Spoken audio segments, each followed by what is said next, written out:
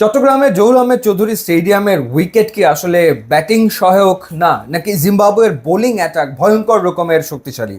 যদি চট্টগ্রামের wicket batting সহায়ক না হয়ে থাকে বা জিম্বাবুয়ের বোলিং অ্যাটাক যদি দুর্দান্ত শক্তিশালী হয়ে থাকে, তাহলে তাওহিদ হৃদয় কেমন করে অনায়াসে ব্যাট করছেন 150 180 স্ট্রাইক রেটে?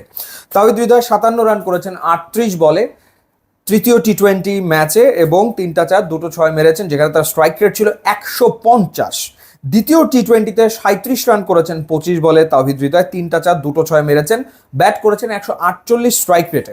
প্রথম টি-20তে 18 বলে 33 রান করেছেন 5টা 4 এবং একটা ছক্কা মেরে 183.33 স্ট্রাইক রেটে ব্যাট করে।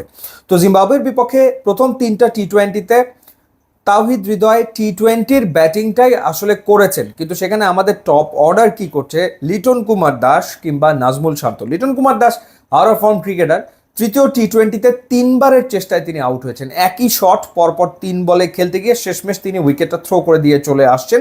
So Liton Kumar Das out of form cricketer. Najmul Shanto তিনি আসলে তার টি-20 অ্যাপ্রোচে পরিবর্তন আনছেন না এবং যেই কারণে আসলে বাংলাদেশ সাফার করছে, এটা এখন বাস্তবতায় পরিণত হয়েছে।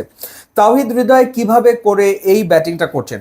আপনার কাছে কি মনে হচ্ছে যে তাওহিদ হৃদয় এই 3টা টি-20তে যেটা করেছে এটা আসলে হঠাৎ করে হয়ে গেছে? ব্যাপারটা কি এরকম ছিল?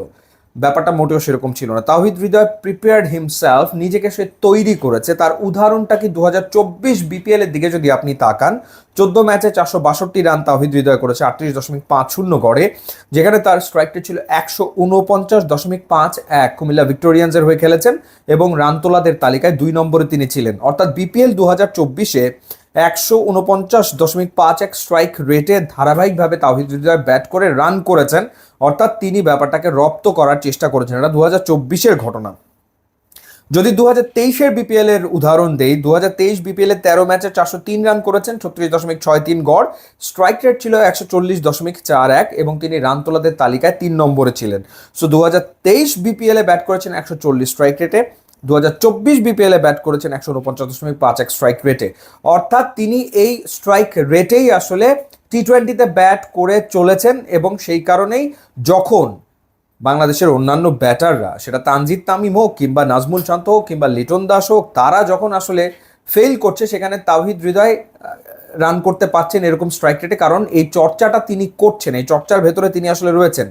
মজার ব্যাপার হচ্ছে 2023 বিপিএল এ সবচেয়ে বেশি রান করেছিলেন নাজমুল শান্ত, 516 রান তিনি করে হায়েস্ট রান গেটার ছিলেন, কিন্তু তার স্ট্রাইক রেট ছিল 116.74।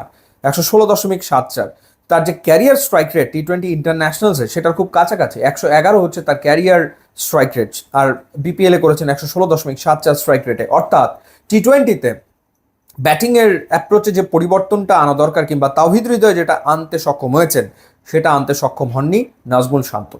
তো যার ফলে যেটা হয়েছে, তৃতীয় টি-20 বাংলাদেশ পাওয়ার প্লেতে 42 তুলতে 2 উইকেট হারিয়েছে। 10 ওভারে করেছিল মাত্র 63 রান, 3 উইকেট হারিয়ে, এবং শেষ 10 ওভারে গিয়ে বাংলাদেশ রিকভার করেছে 102 রান আসলে তুলেছে বাংলাদেশ শেষ 10 ওভারে, যেই সময়টাতে জাকের আলী অনিক কিংবা তাওহিদ হৃদয় তারা আসলে ব্যাট করছিলেন।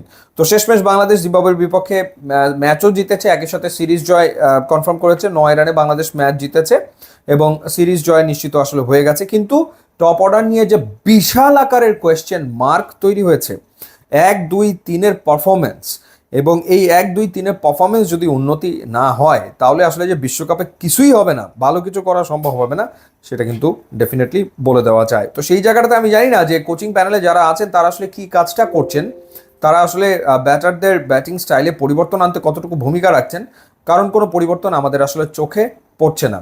এখন অবস্থা এমন হয়ে গেছে যে লিটন দাস আসলে ওয়ার্ল্ড কাপ স্কোয়াডে থাকবেন, তিনি থাকবেন, কিন্তু মানে দেখা যাবে যে ম্যাচ তিনি পান কিনা সেই সেই সংশয় তৈরি হতে পারে, কারণ নেক্সট ম্যাচে প্রবাবলি পারভেজ ইমনকে খেলানো হবে এবং পারভেজ ইমন যদি পরপর 2টো ম্যাচে কিছু রান টান করতে পারে, তাহলে দেখা যাবে যে আরও সুযোগ তিনি পাবেন বা ওয়ার্ল্ড কাপেও তিনি সুযোগ পেয়ে যেতে পারেন। সেই সম্ভাবনা আসলে তৈরি হয়ে যেতে পারে, বাস্তবতা আসলে এরকমই।